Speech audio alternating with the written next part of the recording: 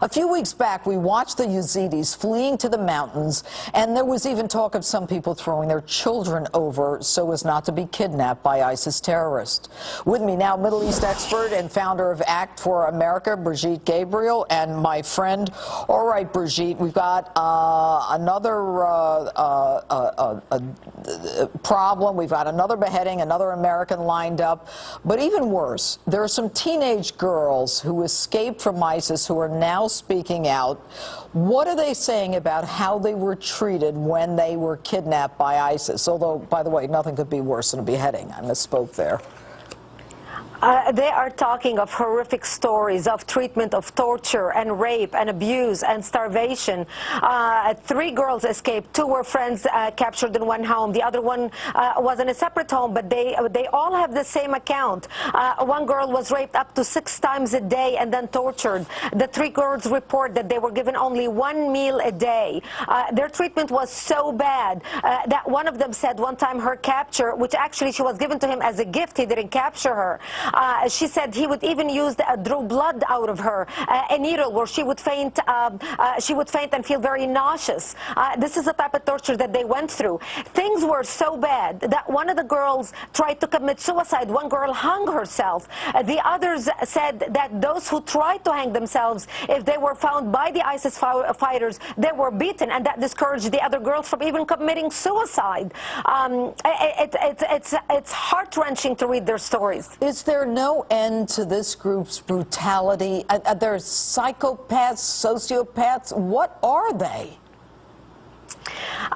This is how they are treating these girls because they consider them infidels and rewards of war. So they are being sold as slaves.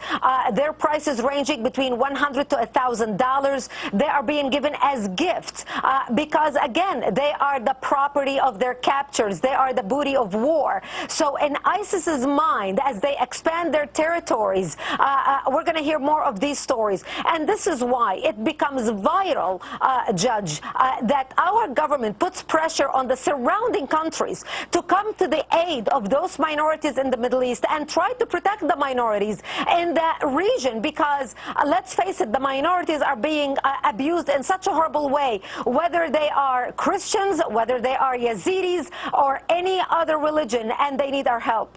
Well, if they're being beaten to try to prevent them from trying to commit suicide, as you say 1 girl actually did, how is it that one of these girls was able to get out so that she could tell us this story?